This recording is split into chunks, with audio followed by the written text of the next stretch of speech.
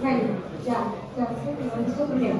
Entonces, hoy vamos a hablar sobre la infección por virus del papiloma humano y cáncer. Bueno, en esta presentación la tengo dividida en, vamos a hablar primero sobre la biología del virus, el ciclo viral, la historia natural de la infección, de la respuesta inmune vamos a avanzar un poquito rápido, mecanismos de evasión de la respuesta inmune.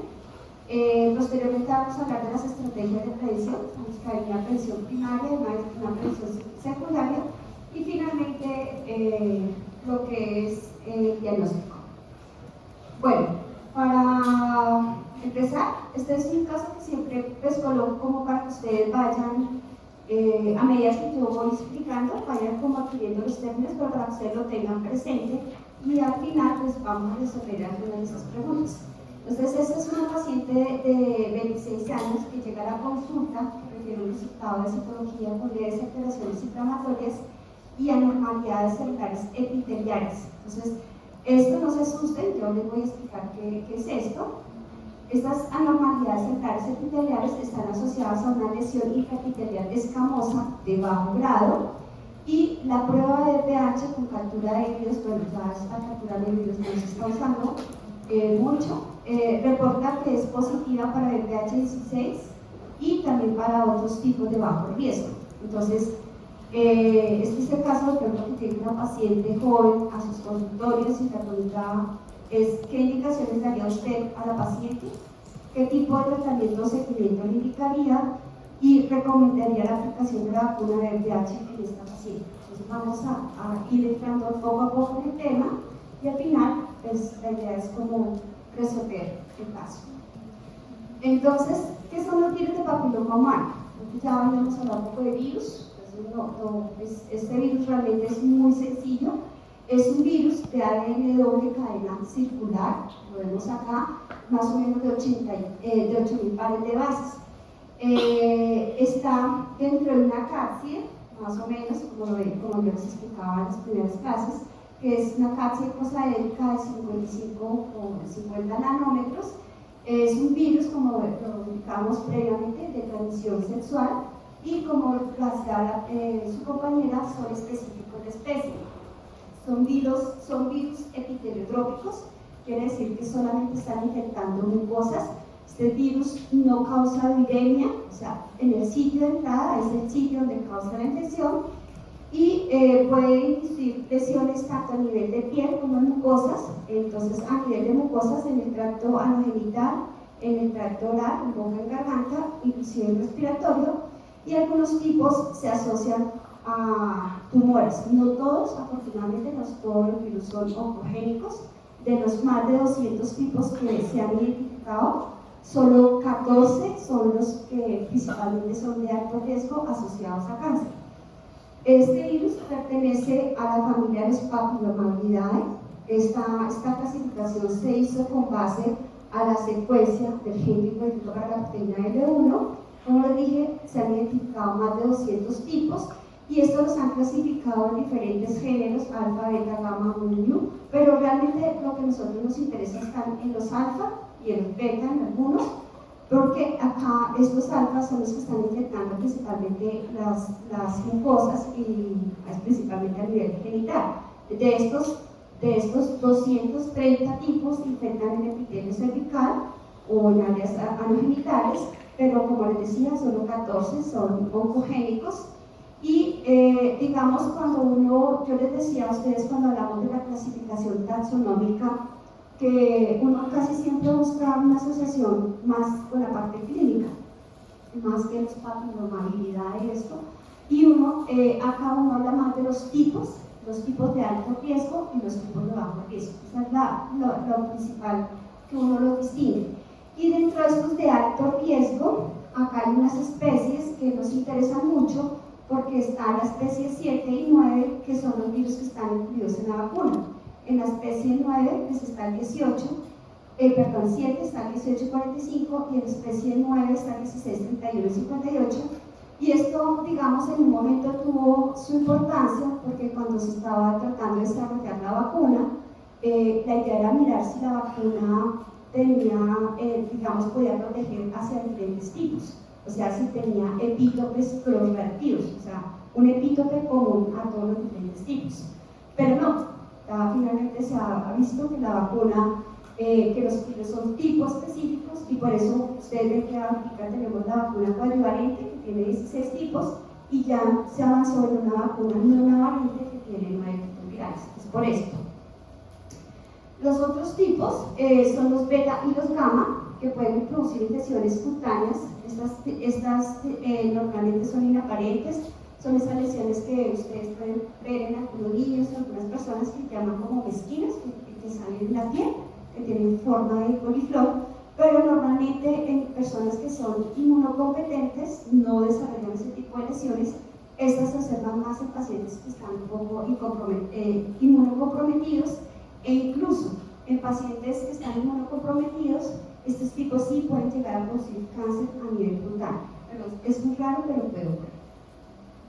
Entonces, como les decía, el genoma de este virus está dividido en 3 regiones. Vemos una región que llamamos la región no codificante, o es una región larga de control, donde encontramos las cajas dadas, el origen de replicación, intersporos, promotores, los mecanismos para regular la expresión de estas proteínas. Hay una región de esta que nota E, que es de early, de temprana, es una región temprana, que son las primeras proteínas que se empiezan a expresar en el momento que el virus entra y infecta la célula. Y existe otras proteínas que son late, o sea, tardías, que son las proteínas de la cápsula. Entonces ya vamos a ver aquí durante el ciclo cómo estas proteínas se van expresando. Pero acá, digamos, importante remarcar es que este virus, sobre todo los virus de papiloma humano oncogénicos, estas son coproteínas, estas son las oncoproteínas E6 y E7. O sea, son estas las proteínas que están asociadas al desarrollo del cáncer, las que inducen la transformación de las células, y ya vamos a ver. Hay otras proteínas que son importantes, por ejemplo la E1, que tiene una actividad de helicasa para la iniciación de la replicación del DNA viral y el mantenimiento del DNA viral en forma rizomal. Recuerden que yo les decía en la primera clase que los virus pueden estar en 2 formas, en forma episomal, que es la forma circular, y en la forma integrada, que el virus se integra en el genoma de la célula.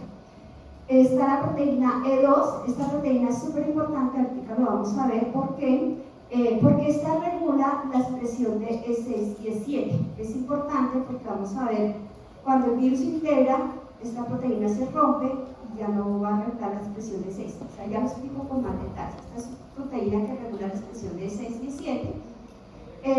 La proteína 5 es requerida para la amplificación del DNA viral durante la diferenciación del celular, o sea, cuando se está diferenciando el epitelio.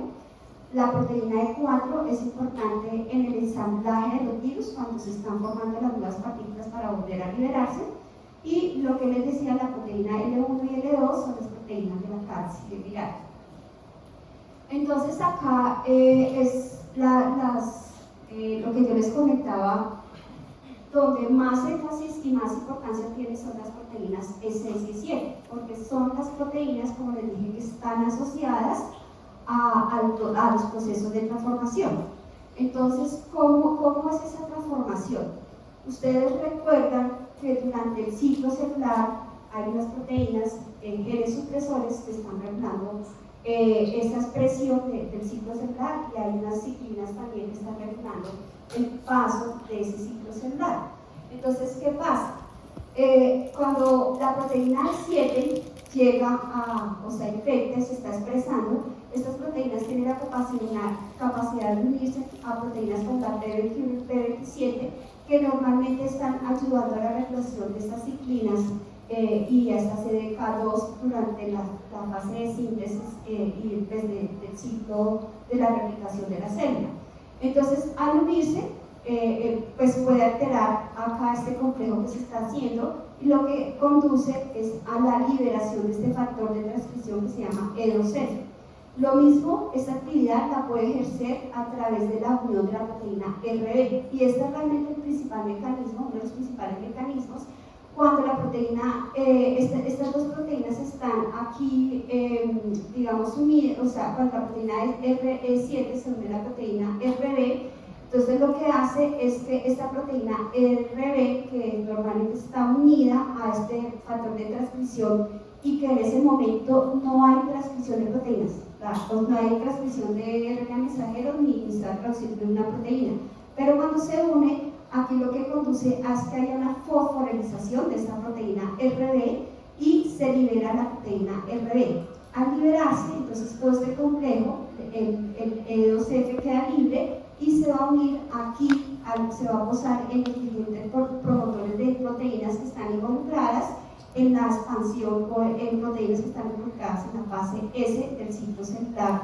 y la célula comienza a proliferar de una manera no controlada. Entonces, digamos, la proteína, su principal efecto es unirse con la proteína RB, alterar, o sea, la separa su complejo que la tiene inactivo la proteína E2F, libera este factor E2F y hace que se expresen proteínas que están involucradas en el ciclo celular en la fase S.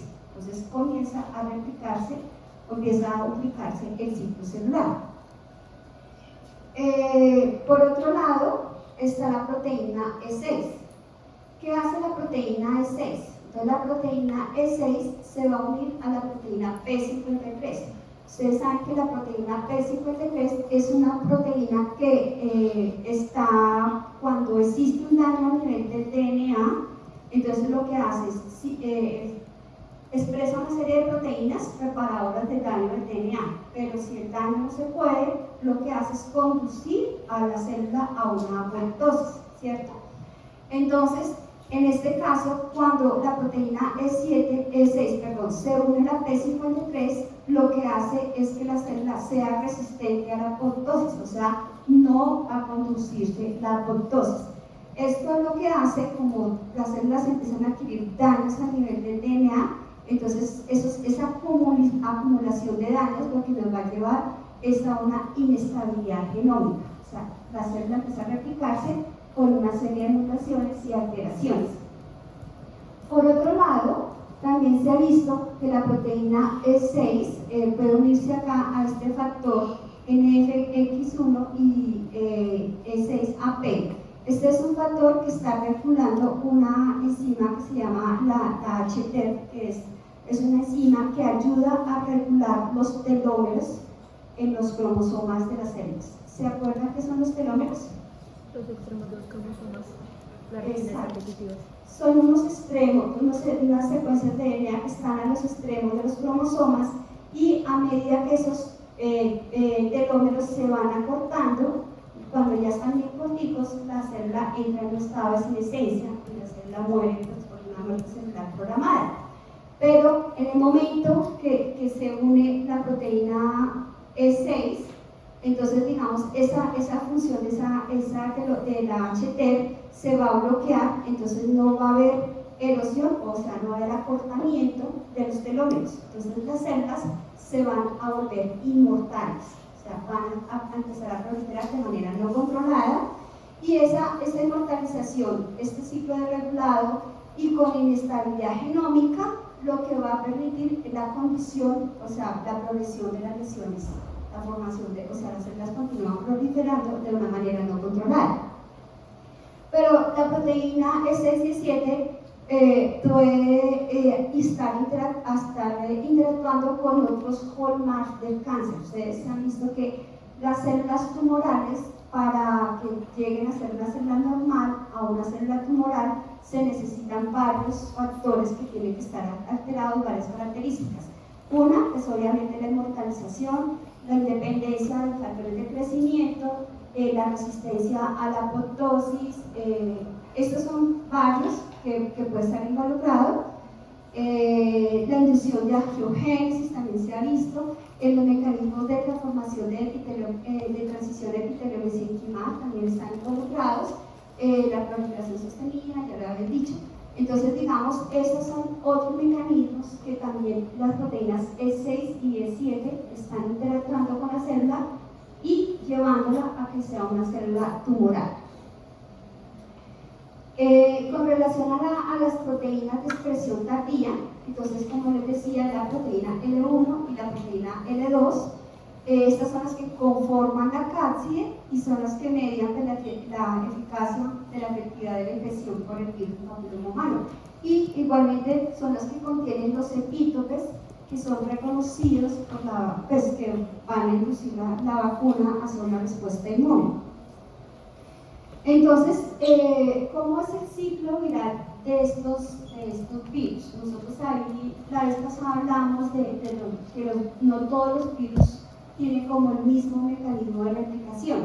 Este es uno de estos, porque el ciclo viral de estos está asociado al epitelio de diferenciación en las mucosas. Entonces vemos cómo cuando tenemos una mucosa normal, ustedes ya lo han visto por histología, tenemos la capa basal, tenemos la parabasal de queratinocitos, la escamosa y ya la escamosa madura. A medida que, digamos, en esta capa basal, como yo les decía, son las células que se encuentran en replicación, pero a medida que el epitelio se diferencia, entonces ya estas células no se replican, sino como les decía, se diferencian, y esta diferenciación en las células el núcleo se va perdiendo, digamos, se va cortando, y el citoplasma es muy grande. Entonces, básicamente, al final, estas células se van perdiendo por escamación. Y como lo decíamos previamente, entonces el virus, para poder infectar, tiene que tener una pequeña microlesión para llegar exactamente a las células que están en replicación. Cuando el virus entra, hay unos receptores específicos, las heparan-sulfata y las interferona alfa 6,4, pero bueno, el virus entra a través de esos receptores a la célula. Y digamos, cuando el virus entra puede haber dos posibilidades. Una, que es lo que llamamos un ciclo productivo, una infección productiva, y el otro es una infección abortiva. ¿Cuál es la infección productiva? Entonces, durante la infección productiva, los virus entran y a medida que se van replicando lo hacen en asocio a la diferenciación del epitelio, de tal manera que el ensamblaje de los virus, cuando se va a liberar, ocurre ya en estas capas, y en estas capas, como es el proceso de escamación, digamos ya por muerte de las propias células, las partículas se liberan. O sea, en este ciclo no hay un ciclo lisogénico, ni hay una germación, ni nada como veíamos en otros, sino simplemente por la misma diferenciación y maduración del epitelio, pues las células se van descamando y obviamente esas células van portando los virus y ellas pues se van liberando de ahí. Normalmente este ciclo puede tomar de 6 a 12 semanas y en general en estas condiciones vamos a encontrar el genoma en un estadio episomal, o sea, circular dentro de la célula. Y lo que yo les decía, este virus no causa viremia, o sea, la infección es local, está justo en el sitio. Pero, digamos, la otra alternativa es que el virus se integre dentro del genoma de las células infectadas. Y cuando el virus se integra, entonces ya se pierde esta diferenciación y comienza a proliferar las células de manera no controlada, y es lo que nos va a formar las lesiones preneoplásicas y finalmente el cáncer, porque ya no hay un control de la diferenciación, sino las células comienzan a proliferar y proliferar. La heparan-sulfata y la interferona alfa 6,4. Pero yo no hago ese tipo de preguntas. Bueno, entonces, esto es lo que yo quería mostrarles. Entonces, es cuando yo tengo una infección productiva, el virus, como les decía, se encuentra en su mayoría en el estado episomal. Y ustedes ven aquí en rojo cómo se va diferenciando las proteínas, cómo se van expresando, perdón. Entonces vemos en rojo, que son las proteínas E6 y E7, en verde las proteínas E1, E2, E4, E5, y en amarillo están pues aquí ya las proteínas de la cápside. Entonces lo que yo les decía, las primeras proteínas que se expresan son las proteínas E6 y E7, luego viene acá con el intermedio, estas proteínas E1, E2, E4, E5, y finalmente tenemos las proteínas L1 y L2, que personas que forman los millones se liberan.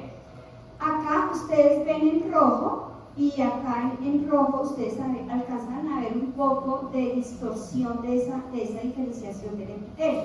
Digamos, acá hay una expresión de E6 y E7, pero está regulada, está a la baja. No hay una expresión exagerada, para ningún por qué. Entonces, digamos, esta desregulación o de diferenciación, pero que es bajita, normalmente se asocia con lesiones de bajo grado. Hay lesiones, pero son de bajo grado. Y muchas de esas lesiones se pueden resolver por sí mismas. Entonces, yo les decía que pusiéramos atención a la proteína E2, porque la proteína E2, lo que yo les decía, mantiene E2 bajo, E6 y E7 a la baja, como lo vimos anteriormente. Pero cuando el virus se integra al genoma de la célula, siempre se rompe por este gen, por el gen E2. Siempre lo hace por ahí. ¿En qué parte del genoma de la célula se coloca el virus? Es al azar, eso sí puede ser al azar. Pero en el virus, casi siempre o siempre es por el E2. Entonces, como E2 regula la baja E6 y E7 y ya no hay proteína E2, entonces la proteína E6 y E7 ya no está regulada. ¿Qué quiere decir que ya no está regulada? Que se activa el cierre de alto grado. Que empieza a expresarse de una manera E6, E6 y E7. ¿Y qué hace E6 y E7? Tejidos preneoplásticos. Activación de clonas que pueden ser malignas. ¿Pero por qué? Por E6 y E7. Porque está trabajando con P53 y con RB y me está alterando el ciclo. Entonces me está alterando el ciclo, ellas están proliferando complicaciones, alteraciones, y es lo que me está cambiando el epitelio, ¿cierto? Entonces aquí hay una sobreregulación de la coproteína 6 y E7 que van a interactuar con la proteína P53 y RB que está modulando pues, el ciclo celular. Entonces ya no lo va a regular. Entonces aquí lo que vamos a ver, entonces estas células comienzan a proliferar, porque ya no hay quien lo regule, comienzan a proliferar, y dependiendo de digamos, el compromiso del epitelio que se tenga, de esas células que están proliferando, es lo que yo conozco como las lesiones. Entonces, si yo tengo un compromiso de una tercera parte del epitelio, es lo que llamamos un NIC o un grado 1. Si se compromete 2/3 partes del epitelio, tenemos ya un NIC 2, que si se compromete todo el epitelio, pues tenemos un NIC 3, y ya cuando comienza, se rompe esta barrera y comienza a invadir células vecinas o las células del contorno, entonces ya hablamos de un cáncer microinvasivo. Pero ustedes ven perfectamente acá cómo se perdió la diferenciación del epitelio, y aquí lo que vemos es la proliferación descontrolada. Profesora, E6 y E7 también estarían relacionados con un mecanismo de evasión de la respuesta inmune. Sí, ya lo vamos a ver, también. Entonces, digamos, pero este es como el mecanismo que hace que se generen esas lesiones. Obviamente, si yo tengo una muy buena respuesta inmune, pues muchas de esas, y se ha visto que las lesiones estas lesiones de bajo grado, por sí solas se pueden resolver gracias a una buena respuesta inmune, pero no todas las mujeres, o sea, un 60-80% pueden regresar por sí solas. Pero el patólogo o el ginecólogo oncólogo no va a saber si tú eres la paciente que va a responder o no. Entonces, en esa pues va a ser tratamiento para ellas. Profe, es que no me quedó claro qué desencadena que haya represión de E2, en el sentido de que hace que haya una infección abortiva o una infección productiva. Pero no, ninguna de las dos. El hecho que hace que desencadene que ya no haya E2 es cuando el virus se integra, o sea, una infección abortiva. O sea, que siempre, perdón, una productiva pero siempre esta también se llama abortiva, pero no la abortiva que yo les explicaba a ustedes, que es cuando no puede cuando el virus no puede replicarse, pero en este caso sí se replica, pero se replica a medida que se replica la célula. Entonces, ya el virus no por sí solo no está, como veíamos en la primera clase, que usa la maquinaria, que produce sus proteínas y replica su DNA y ensambla. No, aquí ya se queda con base a lo que la proteína, el ciclo celular vaya expresando proteínas. ¿Y siempre una infección productiva va a derivar en un abortivo? No, o sea, si ya entra en infección abortiva, acá en este caso que se integra el DNA, ya no regresa, casi no. Pero ¿cómo se produce la integración? O sea, ¿cómo...? La persistencia, la infección persistente. Eso es súper importante y tu pregunta es muy buena, porque digamos, ya lo voy a volver a explicar, pero la mayoría de las infecciones empiezan en edad temprana, cuando se comienza la actividad sexual, ¿cierto? Y digamos, el 80-90% de esas personas que ya inician están infectadas por el virus del papiloma humano. Gracias a esa respuesta inmune, el virus se elimina. Pero hay un pequeño porcentaje, un 10 o un 15%, donde la infección se hace persistente. Y es esa persistencia que lleva a que el virus esté ahí, a que haya más posibilidad de integrarse al genoma celular. Gracias.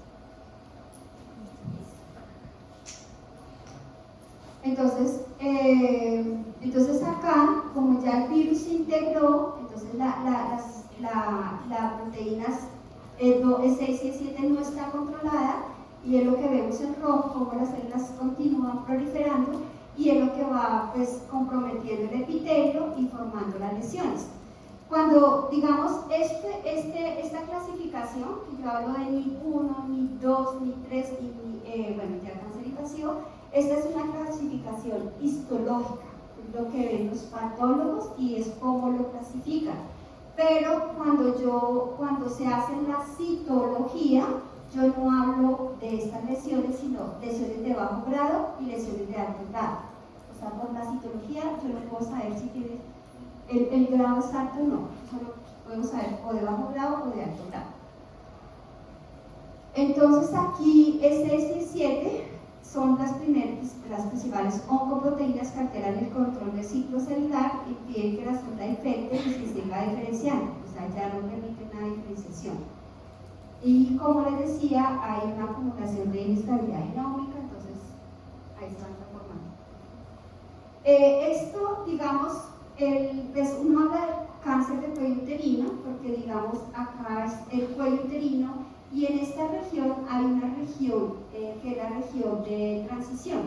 Entonces, casi siempre cuando hay una infección en este lado del epitelio que se llama electrocervis, entonces, digamos, en este caso, la mayoría de infecciones que se producen casi siempre son infecciones productivas, o sea, que el virus entra, se replica y forma. Pero acá en este pedacito hay más chances de tener ya unas infecciones.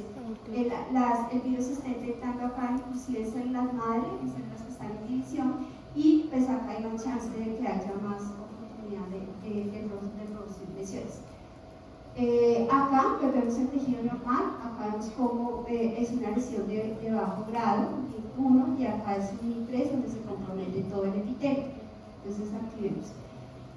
Normalmente, digamos, como hacia los años 76 fue cuando se identificó el virus del papiloma humano. Se decía pues que este virus se detectaba no en todas las lesiones de VPH, pero ya digamos con el avance de las técnicas moleculares y todo esto, ya el virus se puede detectar hasta casi en un 99% de los cánceres del cuello uterino. O sea, es un virus que realmente está asociado con el desarrollo del cáncer.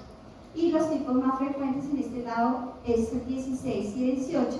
El 16 más o menos está en el 50-60% de los casos y el 18 está en un 10 y 15%. Entre los dos más o menos hacen el 70% de los cánceres. ¿Esto qué implicaciones tiene con la vacuna? Que hay una inmunidad en la mayoría de personas. ¿Cómo? ¿Va a generar como una protección en la mayoría de casos? En el 70% de los casos.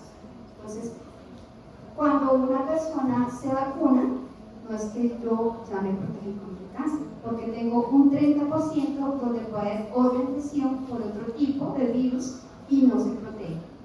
No está protegido. a menos de que se vacune con la nonavalente, que lleva un 90% porque tiene 9 tipos diferentes, 7, porque 2 son de bajo riesgo. Entonces, es importante que lo tengan claro, porque ustedes van a tener pacientes, entonces casi siempre las mujeres dicen, ay, yo me vacuné ya con la VPH y no me va a dar cáncer. Error. Existe un 30% todavía de probabilidad de que pueda tener un cáncer por los otros tipos de alto riesgo. Recuerden que son 14. Entonces, la historia natural de la infección, ¿cómo se inicia? Entonces, como les decía previamente, el virus se adquiere apenas se inicia la actividad sexual. Afortunadamente tenemos una respuesta inmune celular y hace que la mayoría de esas infecciones sean transitorias, autolimitadas, o sea que ellas mismas se autoeliminan. Casi siempre esas infecciones no generan síntomas, son asintomáticas. Entonces las mujeres o los hombres no saben que están infectadas por el papiloma, no saben que están transmitiendo la infección. Entonces, afortunadamente, la mayoría, como les decía, se resuelve por sí solas. Es este 10 a 15% que les decía que la infección se hace persistente. Cuando es persistente, con los virus oncogénicos, como les decía, cuando se integra el DNA viral, entonces se altera la proteína de 2, hay una difusión, aumenta el 6 y el 7, que van a alterar el ciclo celular, y pues hay una acumulación de inestabilidad genómica y es lo que lleva a la progresión de las lesiones. Entonces vemos acá, esta progresión de las lesiones normalmente toma un buen tiempo, entonces inclusive puede llegar a tomar décadas. Vemos que, como les decía, inician actividad en una edad temprana, pero la mayoría de los cánceres los estamos detectando después de los 45 o 50 años. Claro está que no hay casos en mujeres jóvenes, o sea, se ha visto casos de mujeres de 28 años que ya tienen un cáncer. Entonces, como les decía, hay ciertas infecciones que pueden eliminarse, no aclararse por sí solas, pero obviamente no van a esperar. A medida que avanza la lesión, es menos la probabilidad. Entonces, acá vemos como la historia natural. Entonces, el pico más alto lo tenemos entre los 18 y los 25 años, donde casi que el 80-90% de las personas que han iniciado pues tienen infecciones por VPH. Luego, pues vemos como el pico desciende, pero digamos después de los 30 hay un mayor riesgo de desarrollar lesiones preneoplásicas, que si la persona no se hace la citología, pues entonces va a tener un riesgo de desarrollar un cáncer. El cáncer lo vemos ya después de los 45 años, 50 años. Esto es como en general, pero lo que les digo, hay cánceres que se ven en etapas más tempranas. Esto es el cáncer, digamos, casi siempre se asocia el cáncer de cuello, el VPH con cáncer de cuello uterino, pero como les digo, pueden causar diferentes cánceres tanto en mujeres como en hombres. Entonces, este era un estudio que hicieron en Estados Unidos y se observaba entonces que el cáncer de cuello uterino es casi que la mitad. Está también el cáncer orofaringio, el cáncer del ano, el cáncer de vulva y finalmente el cáncer de vagina. En el hombre, el principal cáncer es el cáncer orofaringio, tenemos cáncer de ano y cáncer de pene.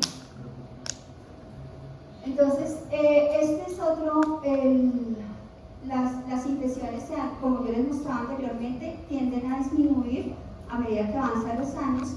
Sin embargo, en algunas poblaciones, inclusive la de nosotros en Colombia, se ha visto que se observa un segundo pico de estas infecciones después de los 45 años.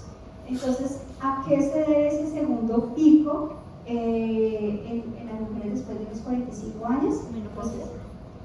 Menopausia es una, por el cambio hormonal, digamos que el sistema inmune ya también empieza a perderse, a haber, digamos, alteraciones por el sistema de respuesta inmune, pero también hay cambios en el comportamiento sexual. Muchas personas se pueden separar, volver a adquirir parejas nuevas, entonces eso hace que adquieran nuevas infecciones.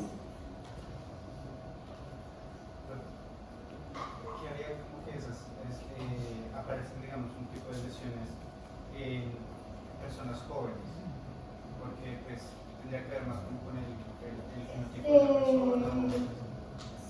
Se han hablado dos cosas. Una, del tipo de virus. Por ejemplo, se ha hablado que los virus de papiloma humano 18 son mucho más agresivos que 16 o otros virus. Entonces, casi siempre las personas que tienen infección por 18 pueden tener, desarrollar cánceres mucho más agresivos. E igualmente la respuesta inmune, porque lo que sí se ha visto que la progresión está asociada a una alteración de la respuesta inmune. Entonces, si hay alguna alteración de la respuesta inmune, también puede hacer que sea más rápida la respuesta. Entonces, como les decía, los cánceres pues, están asociados a diferentes, no solamente el cáncer de cuello uterino, tenemos el cáncer orofaríngeo, el adenocarcinoma esofágico. Tenemos el cáncer cervical, el cáncer de vagina, el cáncer anal, el cáncer de vulva, el cáncer de pene, entonces es importante. Y por eso, actualmente ya, y afortunadamente el gobierno pues ya aceptó que los niños también se vacunen, porque cuando la vacuna se introdujo acá en Colombia, que fue en el 2012, dieron prioridad a las mujeres, pero le dieron prioridad porque el cáncer de cuello uterino es uno de los cánceres más frecuentes en Colombia. El cáncer de pene está muy bajito, pero ya igual con el fin de romper la transmisión, entonces ya en niños y niñas. Entonces acá, este es el cáncer, este es en todo el mundo y este es en Colombia.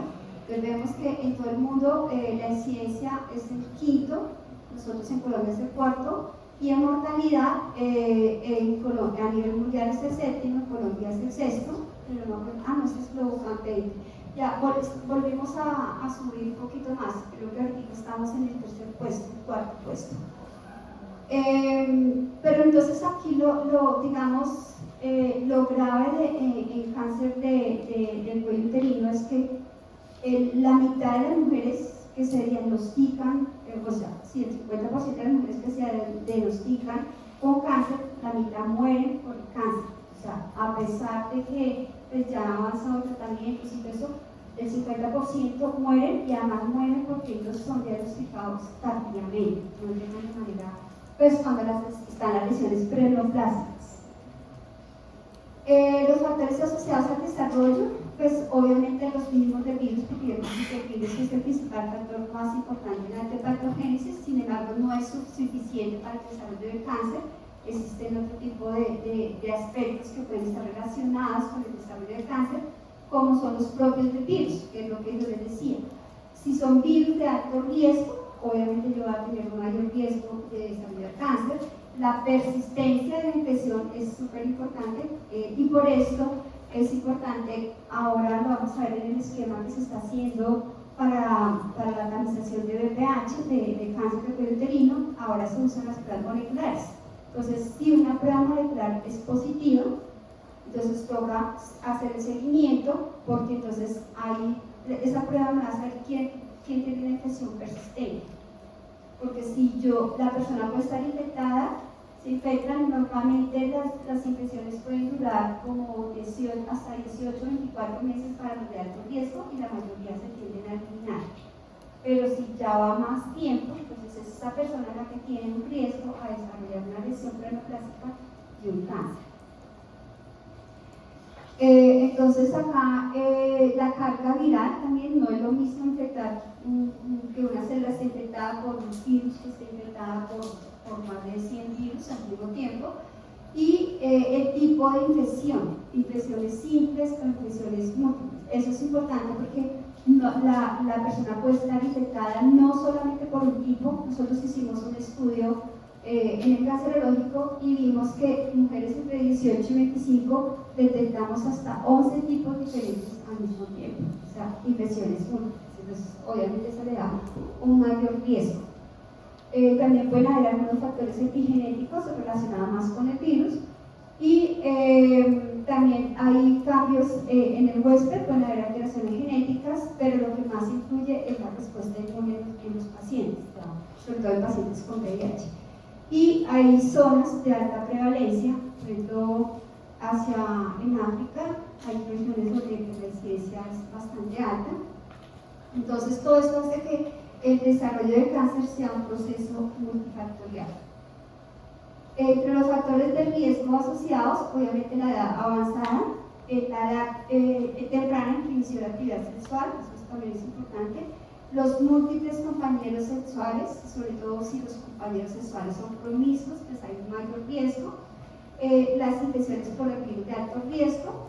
El cigarrillo es algo que lo han asociado, pero realmente los estudios últimamente no han mostrado una verdadera asociación con el consumo del cigarrillo con el desarrollo de cáncer de cuello uterino.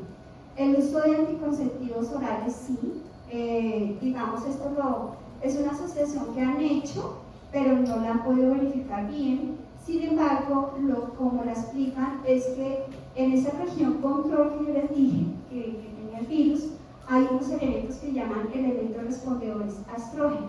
Entonces parece ser que hay unos elementos de ese tipo que hacen que los estrógenos pues, puedan activar más infecciones por virus y pues haya más riesgo.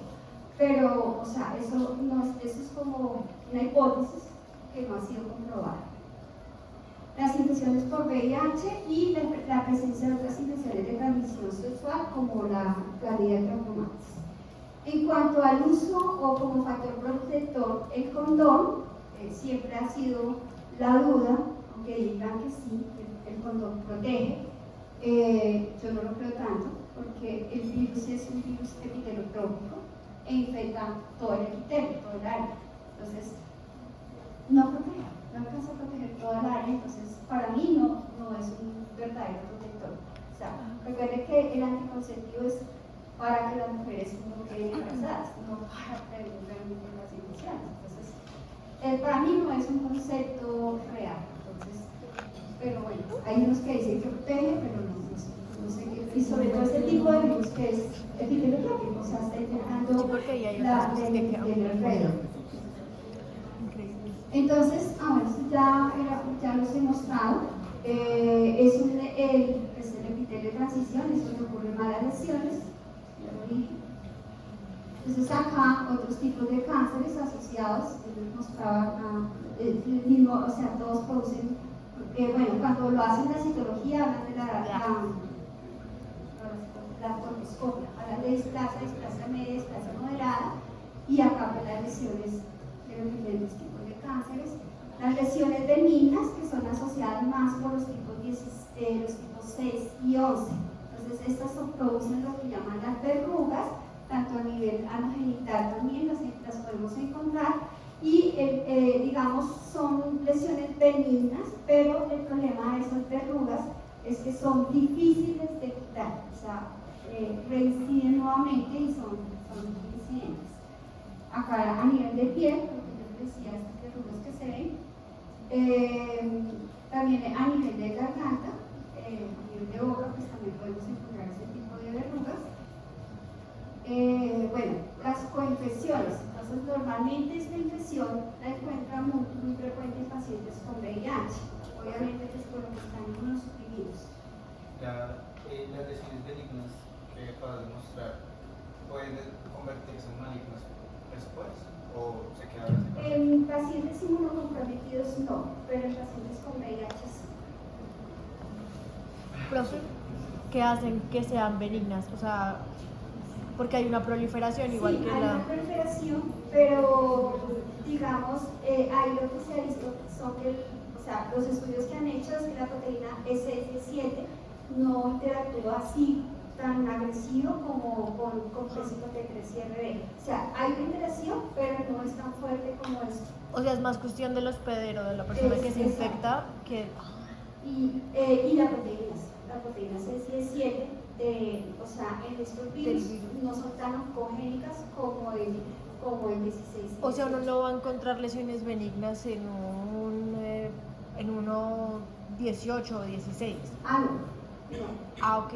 Son de... O sea, 16 y 18 produce cáncer. Ah, ok. O 6 y 11 lesiones benignas. Y 13 y 8, bueno, hay otros tipos que producen más. Y a nivel de piel. Listo. Entonces, en las coinfecciones ocurren mucho en individuos, obviamente, en individuos inmunocompetentes. Generalmente las lesiones son latentes y son controladas por el sistema inmune. en pacientes con VIH, pues se ha visto que hay muchos pacientes que tienen cáncer, el cáncer de cuello uterino en mujeres y cáncer de pene en hombres. Y en el 93 la CDC declaró el cáncer de cuello uterino como una condición definidora de SIDA.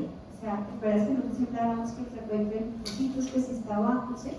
Entonces ya, digamos, el hecho de que una paciente tenga también ya lesiones plenoplásticas y probablemente cáncer de cuello uterino, ya lo hace que la persona ya como tal tiene la enfermedad. Entonces son las lesiones que se les ven a este tipo de pacientes. Entonces las infecciones, como yo les decía, en individuos inmunocompetentes es autolimitada. Digamos, si uno hace la incidencia en toda la población general, pues llega hasta un 22%, mientras que, digamos, en pacientes con VIH la incidencia de la infección puede ser hasta un 95%, o sea, 4 veces más aumentada de ese tipo. Esto involucra múltiples tipos virales, que son más oncogénicos, más agresivos. La infección persistente es más larga, porque yo les decía, en individuos inmunocompetentes puedo tener una infección hasta de 18 a 24 meses para los de alto riesgo y unos 12 para los de bajo riesgo. O sea, por sí solo se eliminan. Pero en estos pacientes con VIH las infecciones van más allá, pueden durar más tiempo.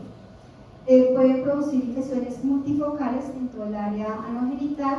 Y lo que les decía, las lesiones de bajo riesgo pueden también asociarse a lesiones más graves. Estas lesiones tienden a ser más agresivas, tienden a expandirse en diferentes sitios inusuales, requieren obviamente un monitoreo mucho más cercano, son mucho más agresivas, tienen un mal pronóstico y esto, pues obviamente en este tipo de pacientes incrementa el riesgo de muerte. Entonces, el hecho de que, digamos, uno encuentra esas grandes lesiones en estos pacientes inmunocomprometidos, entonces hace pensar que la respuesta inmune está jugando un papel importante en el desarrollo de esas lesiones, la pregunta que nos hacía el compañero. Entonces, ¿qué se ha visto? Se ha visto que, como yo les decía, en los pacientes normales comprometidos las infecciones son asintomáticas, transitorias y autolimitadas. Pero el hecho de que se ha observado esa mayor incidencia de esas infecciones en pacientes con VIH e inclusive en pacientes inmunocomprometidos, por ejemplo, pacientes que están siendo tratados con glucocorticoides en algunos tipos de enfermedades autoinmunes, y el hecho de que hay una mayor infiltración de linfocitos CD4 y CD8 en las lesiones plenoplásticas hace pensar que la respuesta inmune realmente sí tiene un papel importante. Entonces, esto ya lo hemos explicado en la respuesta inmune, pero acá tengo un cuadrito. Entonces, la respuesta inmune, de lo que veamos en la parte de respuesta hacia virus, es similar a este tipo de virus. Acá, entonces, tenemos aquí las células dendríticas que están detectando esas células que están infectadas. Esas células pues, van a activar también células natural killer. Estas células dendríticas también van a ir hacia los nódulos linfoides más cercanos, donde van a activar los linfocitos CD4, CD8, quienes van a regresar pues, para eliminar las células infectadas, van a activar células B también para diferenciarse de células plasmáticas, producir anticuerpos, y la idea es que estos anticuerpos sean anticuerpos neutralizantes que bloqueen la entrada del virus. O sea, digamos la respuesta inmune es lo mismo que hemos visto en la parte anterior. Entonces, ¿cómo esa respuesta está asociada con ese curso que hablábamos de la infección natural? Entonces, como yo les decía, cuando el virus entra e infecta, pues hay un periodo de incubación. Casi siempre en ese periodo de incubación es difícil detectar el DNA. A medida pues, que está esa infección, pues, persiste el tiempo. Digamos, aparecen las primeras lesiones, pueden tardar 2 a 3 meses. Y en este caso ya es cuando el virus se puede detectar, cuando hay una infección productiva. En los virus de bajo riesgo, lo que yo les decía, la eliminación puede ocurrir, pues acá dice que de 4 a 9 meses, pero se ha visto hasta 12, y acá dice de 12 a 18, pero se ha visto como 18 a 24. Entonces, durante ese periodo, pues está induciendo una respuesta inmune celular que en su mayoría de casos va a ayudar a la remisión, o sea, que la infección se elimine, hay una remisión clínica sostenida y pues el DNA vuelve a ser negativo. Pero existe un pequeño porcentaje, dice que yo les decía de ahí, la infección persistente, donde esa respuesta inmune está alterada y pues obviamente nos va a llevar a esas infecciones que por su persistencia van a incrementar el riesgo a que se desarrolle lesiones preneoplásicas y posteriormente cáncer. Pero esos anticuerpos que se producen por las células plasmáticas son protectores a futuro. No, ese es el problema de estos anticuerpos que no son tan protectores. Entonces, se ha visto que en los pacientes que tienen anticuerpos, digamos, pueden tener lesiones preneoplásicas, no protegen tanto, y cuando se detectan ya cuando hay lesiones, o sea, no es como un valor, digamos, No de se puede protección. hacer la serología, obviamente. Se puede hacer la serología, pero casi siempre cuando tú mides anticuerpos, tú no sabes si tiene una infección pasada o reciente. Es muy difícil, o sea, casi siempre recuerden que tiene inmunoglobulinas de tipo IgG, entonces pudo hacer pasado o presente, no es muy indicativo. Y digamos casi no se usa. Lo que más se usa es detectar el DNA, que si tú lo detectas, pues sabes que tiene una infección protonema. Y por otro lado, lo que se ha visto es que pacientes que han tenido infección por VPH, digamos el 50-60% de ellas solo desarrollan anticuerpos, no todas desarrollan anticuerpos. Y recuerde que cuando yo les explicaba en la respuesta inmune a virus, que yo les decía que el 80-90% de las infecciones virales son eliminadas por la inmunidad innata, y la inmunidad innata no genera respuesta a memoria. Entonces, ¿cuáles son los mecanismos de evasión de la respuesta inmune hacia esos virus?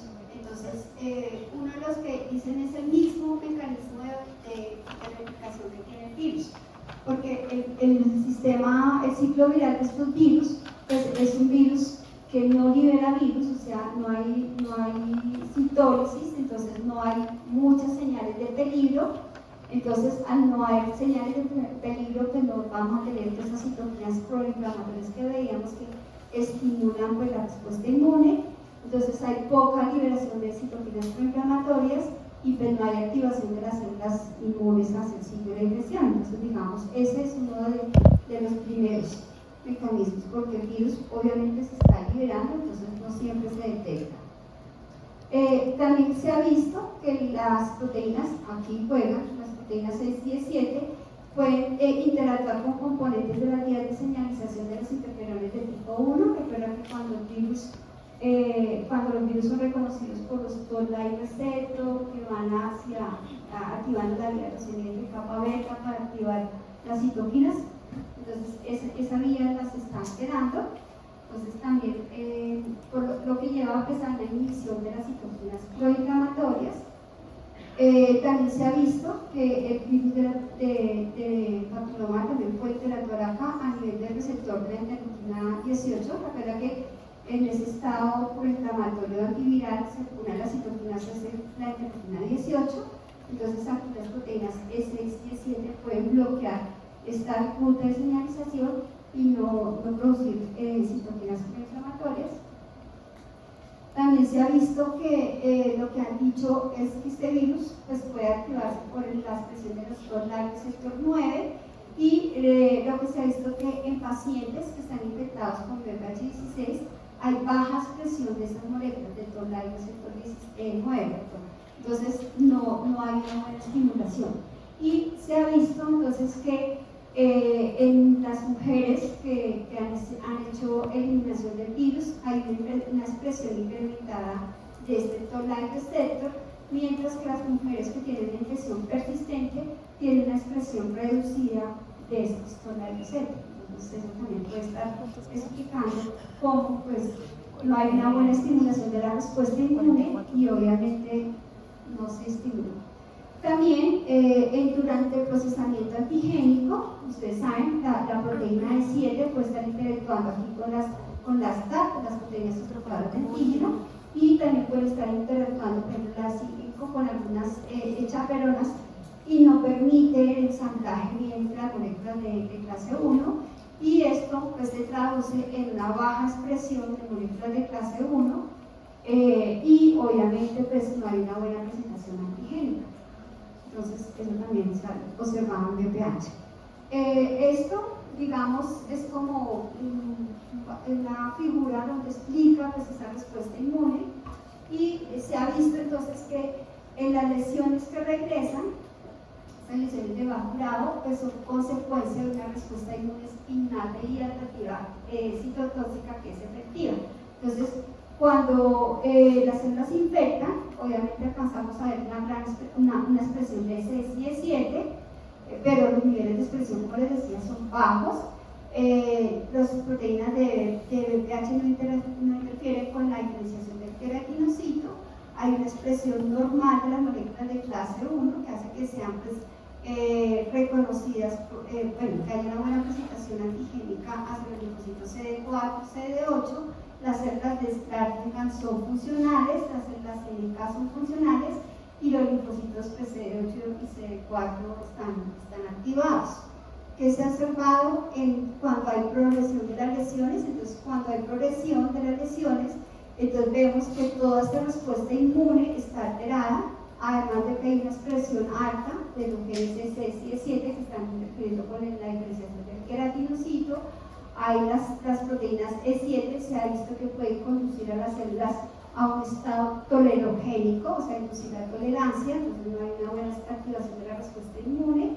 E6 y E7 también están interrogando los genes para la producción de interferones de tipo 1. También hay una mala señalización hacia las proteínas por las partes de las células NK, entonces no hay tampoco activación de estas. El E5, como yo les decía, interfiere con el procesamiento antigénico. El BPH interfiere con la expresión de las moléculas de clase 1, y se ha visto que hay un incremento de las poblaciones de las células T reguladoras. Entonces, toda esa alteración de la respuesta inmune es lo que está permitiendo que las lesiones vayan progresando, o sea, una alteración. Entonces, vemos acá, entonces, esa alteración de esa respuesta inmune es la que pues, lleva realmente la progresión de las lesiones. Entonces, es eso. Como veíamos previamente, no es únicamente ese, o sea, sí es ese y Z porque finalmente ese y 7 están cambiando esa respuesta inmune antitumoral. Bueno, pero afortunadamente, y el hecho que este sea un cáncer que esté asociado a las infecciones por BPH, digamos, lo vuelve como un modelo de los pocos modelos donde uno puede hacer una prevención tanto primaria como secundaria. Prevención primaria porque ya se logró tener una vacuna contra el VIH, y prevención secundaria, digamos, porque el hecho de que sea fácil tomar una muestra citológica, pues entonces me puede permitir visualizar en las pacientes si pueden tener o no una lesión prerroplásica. Entonces, la idea de una prevención primaria es que las niñas antes de que inicien su actividad sexual pues puedan ser vacunadas para prevenir, como siempre he dicho, las infecciones por VPH, y en el caso de que ya hayan iniciado la persona la actividad y se infecte, entonces tenemos las citologías. Ya, pues digamos, cuando ya desarrolla las lesiones, inclusive el cáncer, pues hay una intervención, ya puede ser una cirugía, una radioterapia, y cuando ya pues, no se puede hacer nada, son los cuidados paliativos. Entonces, esto es una meta que se pusieron recientemente, pues, en 2020, una meta a nivel mundial. La Organización Mundial de la Salud indicó, y es un propósito, que para el 2030 el 90% de las niñas hasta los 15 años estuviesen vacunadas, que entre los 35 y los 45 años al menos todas las mujeres puedan tener un screening, una citología, y digamos en caso de que ya se ha detectado el cáncer, pues poder reducir esa mortalidad en un 30%, permitiendo que las mujeres que tengan lesiones neoplásicas puedan tener un acceso a un tratamiento oportuno. Porque muchas veces las mujeres no llegan porque no tienen un diagnóstico, un tratamiento oportuno. Entonces, eso es una de las metas, cosas principales metas que se tienen. Digamos que cuando se hace una intervención, con vacuna, pues vamos a lograr una reducción importante, pero cuando se haga la intervención con un screening y con una vacunación, pues vamos a lograr que ese control de la incidencia en cáncer realmente lo logremos, pues acá establecido como para el 2060, ¿no? O sea, en el momento como estamos ahorita, solo con screening no lo hemos logrado, solo con el screening. Bueno, entonces, con relación a prevención primaria, entonces tenemos las vacunas. Cuando hablamos de vacunas, ya en PPH se habla de dos tipos de vacunas. Lo que son las vacunas preventivas, que es lo que yo decía, prevenir que se infecten, pero en el caso de que ya las células estén infectadas, hablamos de vacunas terapéuticas. Y los blancos terapéuticos son diferentes. En el caso de las profilácticas, la idea es inducir anticuerpos, son neutralizantes, dirigidos hacia la proteína L1 y L2, mientras que las terapéuticas, como yo les mencionaba, las proteínas E6 y E7 son las que se están expresando en las lesiones. Entonces, los blancos terapéuticos son las proteínas E6 y 7, que son las proteínas que se están expresando. ¿Qué son los anticuerpos neutralizantes?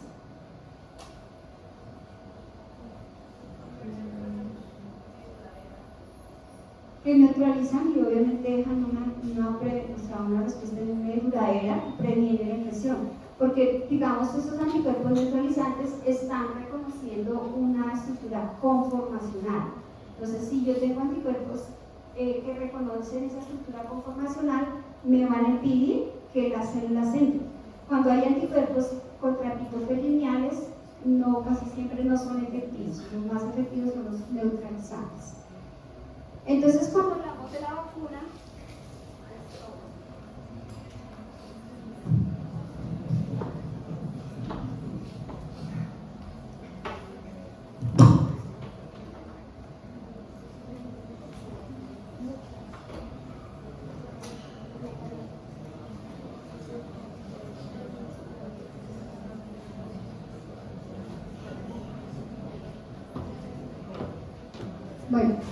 entonces cuando hablamos de la vacuna, como yo les decía, la vacuna está constituida por las proteínas de la cápsida, la proteína L1 y L2. Y estas vacunas se conocen como VLPs por sus siglas de virus-like particles, donde son partículas semejantes a virus que tienen toda la proteína, pero por dentro no tienen el DNA viral, son cápsides vacías. Entonces, por eso es que estas vacunas han sido muy seguras, porque no tienen nada del genoma del DNA viral, son solo simplemente la cápside. Estas cápsides vacías tienen todos los epítopes lineales y sobre todo conformacionales equivalentes a un virión nativo, natural, y por eso es que inducen muy buenas respuestas inmunes. Entonces, ¿cómo es el desarrollo de esas vacunas? Entonces, lo que hicieron es tomar el gen que codifica para la proteína L1, lo clonaron en vectores de expresión,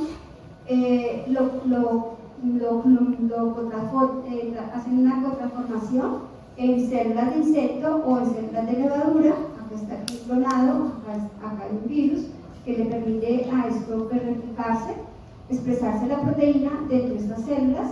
Y digamos, la proteína, una de las características que tiene esta proteína es que esa proteína por sí sola se autoensambla. O sea, no hay que formar las partículas, sino ellas mismas se autoensamblan y forman la estructura de un virión por sí solas, no hay nada más que hacer. Entonces uno separa estas VLPs, las purifica y esto es lo que se utiliza como vacuna realmente. Entonces, así es como se ven estas VLPs. Cuando se hicieron estas vacunas, se hablaron de 3 vacunas. Bueno, empezó con Ceparis, que es una vacuna bivalente 16 y 18.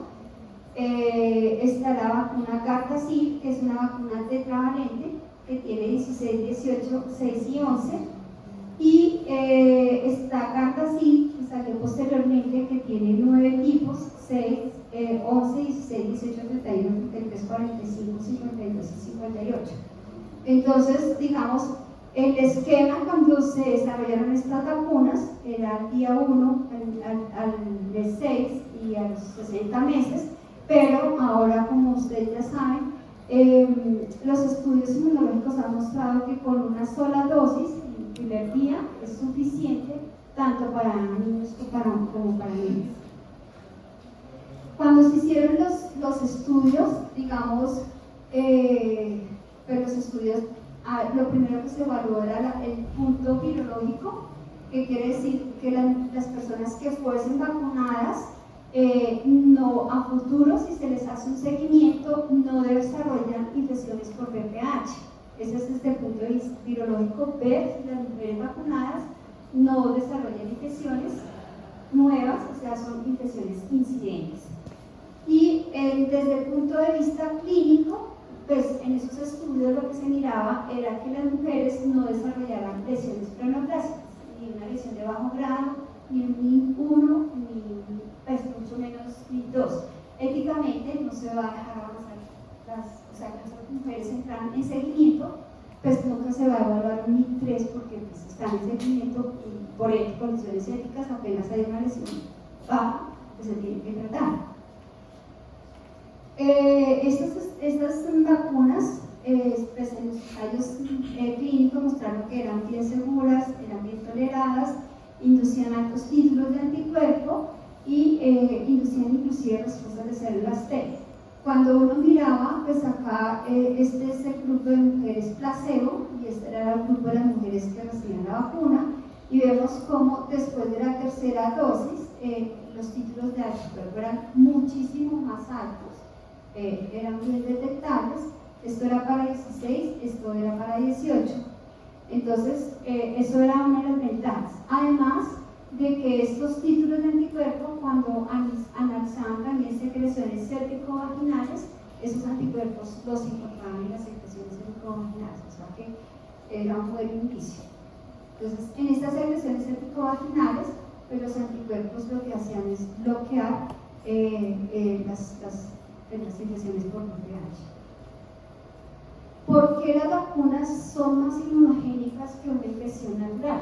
Entonces, un poco lo que ya hemos dicho del ciclo, que no siempre, digamos, cuando las células están infectadas, no siempre son reconocidas por el sistema inmune adaptivo, porque se es reconocido por el innato, pero no deja la memoria. Mientras que en la vacunación, como es una vacuna intramuscular, digamos, hay un acceso más fácil por el sistema inmune, hay una inducción de una mejor respuesta inmune que, digamos, infección local. La infección local pues, en el tejido es más difícil, no induce una muy buena respuesta inmune. Y las DLPs además son altamente inmunogénicas, que pues inducen la respuesta tanto innata como adaptativa. Cuando uno mira cuando empezó esto de la vacuna de VPH, o sea, la vacuna fue aprobada por la FDA en el 2006-2007, esos estudios ya llevan mucho tiempo, y si uno mira la literatura por esa época, había muchos estudios clínicos. Yo tomé algunos de esos estudios, había traído este estudio que me gustó porque este es el estudio más largo que se hizo. Ese es un estudio que se hizo a 7.3 años en mujeres adultas y esta incluyó mujeres de 15 a 25 años, fue un estudio que se hizo en Brasil. Cuando se incluyeron estas pacientes eran mujeres VPH negativas, seronegativas y digamos los puntos que evaluaron cuando hacen un estudio clínico hay unos desenlaces clínicos que evalúan. En este caso era que no hayan infecciones incidentes por 16 y 18, ni infecciones persistentes y que no hubieran anormalidades citológicas ni anormalidades histológicas. Entonces acá ustedes ven, este es el grupo de las mujeres vacunadas y este es el grupo de las mujeres placebo. Entonces acá para las infecciones incidentes por 16 y 18, en el grupo de las mujeres vacunadas se observaron 3, mientras que en el grupo placebo observaron 43, pues en este grupo de mujeres. Hay infecciones persistentes a 6 meses, también no hubo mayoría, acá no hubo mayoría. Sin embargo, ustedes ven acá, estos son de 16, 16, 18, 16, 18. Pero cuando miraban con otros tipos oncogénicos diferentes a 16 y 18, la vacuna era solo 16 y 18, entonces veían que en el grupo placebo, en el grupo de las vacunadas, había infecciones por otros tipos diferentes al 16 y al 18. Entonces, la vacuna es buena, pero es tipo específica para los tipos que están incluidos en la vacuna. Ven cómo para otros tipos la protección no es muy buena. Entonces, por eso les decía que esta vacuna es buena, pero solo para los tipos que están incluidos en la vacuna, no para los otros. Y por eso hay que recomendarles que si bien están vacunadas, hay que seguir la protección, porque hay un 30% que no protege la vacuna. En el caso de cuando miraban lo que yo les decía, los desenlaces clínicos, entonces miraban acá, hay un tipo de lesiones que cuando los citólogos no pueden definir bien, o sea, no saben exactamente si es una infección por VPH o no, los llaman ASCOS, que son lesiones atípicas de significado indeterminado y las dejan ahí como un ASCOS que tienen que seguir. Y entonces acá están las lesiones de bajo grado, las NIC1 y las NIC2. Entonces ustedes ven que en el grupo de las mujeres vacunadas hay una muy buena protección, o sea, casi nada, casi del 100% de la efectividad para las lesiones que son de los tipos incluidos en la vacuna 16 y 18. Para los otros no son tan efectivos, entonces la eficacia es mucho menor. Entonces, estos nos muestran los primeros estudios, los títulos de anticuerpo eran muy buenos, pero recuerden que en este estudio ellos tomaron mujeres que fueran totalmente negativas para VPH, con miserología, que no tuvieran nada. Pero la vida real no es esto. La vida real es mujeres que ya hayan podido haber iniciado la actividad y que hayan tenido infección por el virus. Entonces, este estudio me gustó también porque este es un estudio en el que tomaron mujeres que pudieron haber ya tenido la infección por VPH. En este estudio fue mucho más corto, creo que fue de 48 meses, 4 años, sí. Y tomar los mismos desenlaces clínicos, y acá se dividieron las mujeres en las que fueron totalmente negativas y las que pudieron haber estado infectadas.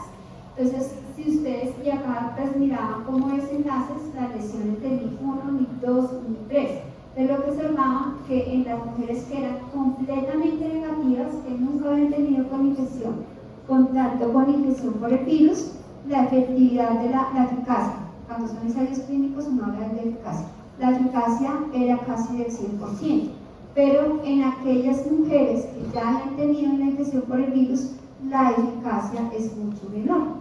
Entonces, a partir de este estudio fue que se dijo que lo aconsejable es la vacuna en mujeres jóvenes, en antes de que comience su actividad sexual, y por eso está dirigido a las niñas adolescentes. Entonces, voy a pasar un poquito, acá es también lo mismo, con otros tipos, lo que hemos dicho no protege. Entonces acá se ve un poquito mejor. Entonces acá en las que son completamente negativas, para lesiones de NIC2 y para lesiones de NIC3, entonces vemos la eficacia es mucho más alta que aquellas que ya han tenido alguna infección por VPH, que la eficacia es mucho menor. Entonces, por eso es que las vacunas se aconsejan, y tanto para niñas como para niños, que se dé antes de que tengan contacto con el virus. ¿Esa vacuna ya está en el país también para niños? Sí, hasta los 17. Ya, desde el año pasado. Pues por eso, sí, con niños que se vacunan. y niñas. Bueno, entonces la vacuna siempre esos cuando hacen esos Más divertido ensayos comerlo. clínicos siempre también miran toxicidad, miran la seguridad de la vacuna. Entonces, en estos también tomaron en el grupo control, o sea, los placebo y en las mujeres vacunadas, y evaluaron algunos desenlaces de seguridad, como pues que no hubieran eventos adversos serios, que pues no se produjeran eventos relacionados con la vacuna, por ejemplo, que no hayan tenido nacimientos digamos, en casos, eso pasaba. Acá en el instituto, nosotros estuvimos, pues el instituto participó en un ensayo, en los futuros 1, futuro 2, y se les decía a las mujeres, no vayan a quedar embarazadas durante el momento del embarazo, pues porque están empezando los ensayos necesarios. No, llegaban embarazadas. Cuando llegan a la sexta, a la tercera dosis de vacuna, esas mujeres tocaban retirarlas del estudio, pero seguían en control. Y cuando nacían los bebés, pues se les hacía control a los bebés también que no tuviesen problemas, y realmente nunca hubo problemas. Los niños nacieron bien. Entonces, realmente la vacuna es segura. Yo sí la aconsejo y a mis hijas se las aconsejo. Entonces, pero lo que yo les digo, las mujeres piensan que si se vacunan, no, ya hecho, estoy protegida, no voy a tener cáncer, pero este es un concepto que toca cambiar a la población, o sea, porque entonces ahí no vuelven a las citologías, no se hacen una citología, entonces es importante que sí a pesar de que se haga la vacuna, la citología tiene que hacerse. Este era un estudio que nosotros habíamos hecho y pues para mirar ya la efectividad. Todo lo que les mostraba anteriormente es eficacia, todo lo que se hace en ensayos clínicos es eficacia y lo que se ve en el mundo real es efectividad. Y nosotros acá, pues cuando entró la vacuna, nosotros hicimos un análisis de las mujeres de los 18 a los 25 para ver realmente que sea una protección de 16 y 18, o sea, sí, realmente la vacuna sí protege, sí se ve. Obviamente nosotros sí encontramos que es mucho más efectiva con las 2 dosis, pero bueno, ya los expertos, pues con una dosis también es efectiva, pero un poco menor, pero y esto es mucho mejor antes de que las niñas comenzaran la actividad sexual, o sea, mucho mejor. Después de que comienza la actividad sexual, pues siempre baja. Ya viene la parte de la prevención secundaria, que son las pruebas de BPA, las pruebas de Papa Nicolau, pero esto cambió ya también un poquito, ya ahorita lo voy a mostrar ahora cómo quedó ese seguimiento, porque ahora pues se hace la idea de detectar el virus papiloma humano. Entonces la citología es básicamente tomar una muestra del endocervix, de estos cervix se hace un raspado. Está la citología normal, esto lo extienden en una lámina, pero hay una citología que es la citología líquida, que permite una mejor calidad de las muestras, las células se ven mucho mejor y se puede apreciar mejor las lesiones. Esto es lo que yo les decía a ustedes, que digamos cuando hablamos de citología, hablamos de lesiones de bajo grado, de alto grado, L-CIN y H-CIN. Entonces vemos que esta es la citología normal, donde las células se ven con citoplasma grande, el núcleo muy pequeño, y a medida que pues, si hay una lesión que pues, está progresando, empieza a encontrar células que no están diferenciadas, sino vemos esas células con un núcleo mucho mayor, entonces vemos acá, en un NIC2 o NIC3, por eso es que no se puede diferenciar esta NIC2 o NIC3, sino una lesión de alto grado. Y vemos aquí la morfología que es diferente. Estas son las lesiones que yo les digo que cuando el patólogo no sabe en dónde clasificarlas, entonces tenemos células escamosas atípicas de significado indeterminado cuando son de epitelio escamoso, cuando son del epitelio glandular, que llaman células glandulares atípicas de significado indeterminado. También son reconocidos. El esquema de seguimiento, bueno, esto lo voy a cambiar porque esto lo actualicé, pero lo dejé más abajo.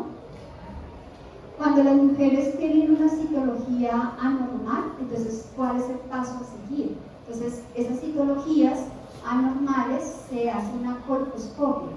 ¿Qué es una colposcopia? La colposcopia es una impresión que se le hace a la mucosa con ácido acético. Entonces, digamos, el epitelio normal es un epitelio rosadito, pero cuando hay lesiones, digamos, sobre esas lesiones se queda una especie de como color blanco, y así es como la detectan. Entonces acá, esta es una lesión temprana, es una displasia leve, esta es una displasia moderada, ya esta es una displasia grave, ya un cáncer in situ, y este ya es un cáncer invasivo. Entonces, ¿cómo es la detección? Bueno, esta no la voy a tener porque esta es la segunda más clásica que se utiliza, es por PCR. Hay unos primers que van a identificar una región común a varios tipos, y hay una PCR también específica que es para cada tipo. Pero básicamente la PCR lo que hacen es amplificar una región común a todos los tipos, y con una sonda ya empiezan a detectar las que son específicas. La sonda es la que le da la especificidad. Entonces, la más utilizada es COAS. Este aquí ya se utiliza, que es una PCR en tiempo real, que a medida que ocurre la reacción en cadena de la polimerasa, entonces se va aumentando los ciclos y ya voy viendo cómo se va amplificando y pues la paciente es positiva. La prueba, o sea, bueno, esta era la otra técnica que nació previamente, pero digamos esta es menos sensible que la prueba de COAS. La prueba de COAS tenía mucha sensibilidad, y ahorita han salido en el mercado muchas pruebas de PCR en tiempo real, o sea, pero COAS es una de las más fuertes. Lo que yo les decía, ya estamos por terminar. Cuando yo les decía que cuando la persona se infecta, no quiere decir que va a desarrollar una lesión. Afortunadamente, la mayoría de esas lesiones van a autoeliminarse, ¿cierto? Entonces, el hecho de que tenga una persona una prueba positiva de VPH no quiere decir que haya lesión. Es súper importante tener claro eso. Entonces, para saber realmente quiénes son las mujeres que sí van a desarrollar lesión, entonces están buscando otras pruebas para realmente saber. Una de ellas es medir o hacer la detección del RNA mensajero de la oncoproteína C17. Yo les mostré cómo se expresan esas cuando están las lesiones. Entonces, si se mide el RNA mensajero de esas dos oncoproteínas, entonces vemos ahí, acá se están detectando. Y entonces una mujer que sea VPH y se le hacen las oncoproteínas E6-17, pues esta sí yo ya estoy segura de la lesión, estoy segura del cáncer. Entonces son pruebas que se utilizan como test para poder verificar realmente quiénes son las mujeres que van a desarrollar una lesión. Obviamente, ¿cuál es la utilidad clínica? Pues por establecer que la persona tiene la lesión, establecer qué tipo de lesión tiene, porque ya estas técnicas permiten saber los 14 tipos de virus. O sea, puede detectarse, pues dependiendo de lo que lo manden a hacer, hay unas que detectan exactamente los 14 o el tipo específico. Esto es muy importante en mujeres mayores de 30, porque estas mujeres mayores de 30 son las que tienen mayor riesgo, y si en ellas es donde yo tengo la infección persistente, entonces la que tiene mayor probabilidad de desarrollar una lesión preneoplásica. ¿Por qué no se hace en mujeres menores de 30? Porque no es como O menores de 25. ¿Por qué no se hace? Porque la lesión no progresa lo suficiente. No. ¿Por qué qué? No, porque no se mide, porque no se hace la detección del DNA en mujeres menores de 25 o menores de 30. Porque todavía no hay una persistencia. Todavía no hay una persistencia del virus en el tejido. Sí, pero ustedes vieron la curva que yo les mostré de epidemiología. Que suele expresarse a los 40. Muchas son positivas. Ah, ok. Entonces son positivas, pero no están desarrollando lesiones, muchas son autolimitadas. Entonces, si yo hago un screening en una mujer de 25 años sale positiva, pues se va a asustar, pero después es normal. Por eso entonces la vacunación recomendada después de la tipificación es recomendada después de los 30 años. Hasta esa fue una dilema que hubo en la reunión para hacer las guías de lesiones preneoplásicas. Creo que quedó hasta los 65. Acá yo lo muestro como los 50, pero creo que quedó hasta los 65. Pero depende de las condiciones. Si la mujer venía con citologías anormales, no se le puede parar, tiene que continuar. Pero si la mujer tenía ya varias citologías normales, ya no necesita. Bueno, entonces, ¿qué otra utilidad tiene? En ascos. En ascos, esas lesiones que yo les decía que el patólogo no sabe si sí o si no, entonces les hacen unas pruebas de BPH y si obviamente es positiva, pues lo clasifican. Pero digamos, esto también era previamente, pues, lo normal era hacer la citología, que si la citología es lo normal, había un esquema de citología de 1, 1, 1, 3, o sea, 3 años seguidos, y después de 3 citologías normales por 3 años, se hacía después a los 3 años, o sea, no necesitaba hacerlo todos los años, sino después de 3 citologías, volvía al 6º año, por decirlo.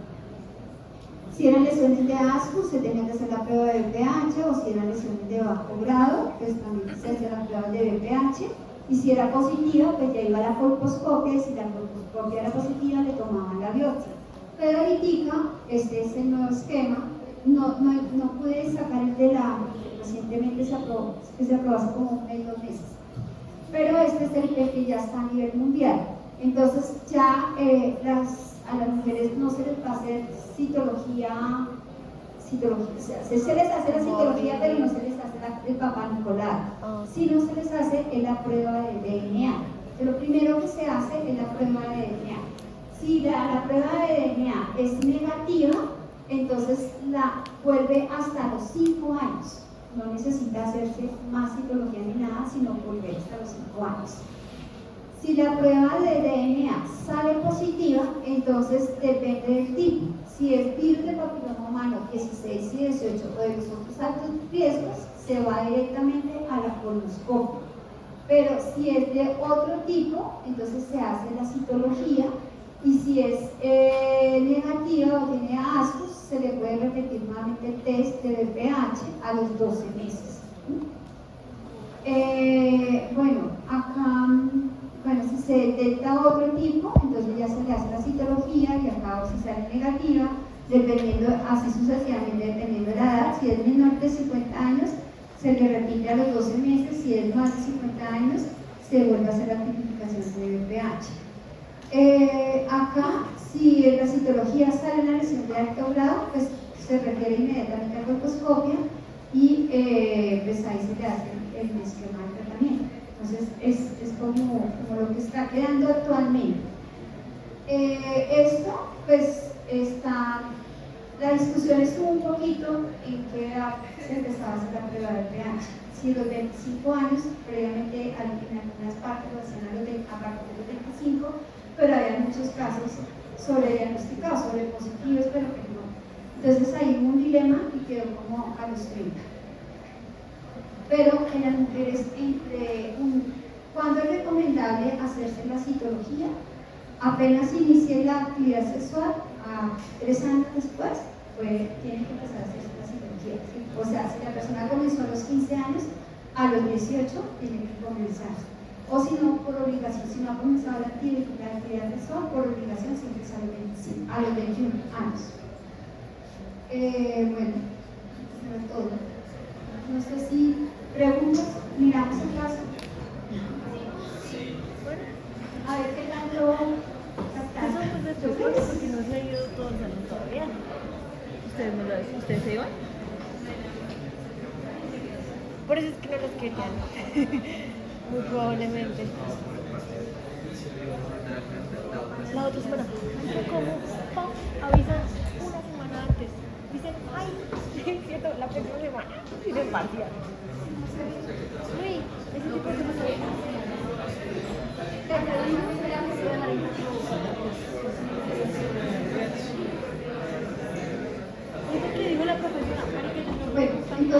caso era una persona de 26 años Eso quedó ahí. que requiere un resultado de citología de alteraciones inflamatorias en anormalidades celulares epiteliales, que es una lesión intraepitelial de bajo grado. La prueba le sale positiva. Acá era por la captura de líquidos, pero bueno. Y sale positiva para 16 y 18. Entonces, ¿qué hace? Pero sí puede ser colposcopia, por lo que sale la prueba de VH16, ¿no? Ya pues tiene 26 años, puede, pero sí, normalmente es una colposcopia o si no, lo mejor es que le hagan la prueba, se repita a los 6 meses la prueba de VH. El tratamiento, luego lo que indicaría, la paciente se le aplica la vacuna, no, si la paciente no está vacunada, no es muy efectiva la vacuna en este momento, porque ya tenía la infección natural. Pero hay ginecólogos que de todas maneras se la recomiendan. Porque si, bueno, en este caso tuvo 16, si hubiese tenido, por ejemplo, solo 31 o 45, sí se le recomienda, porque no tiene infección por 16.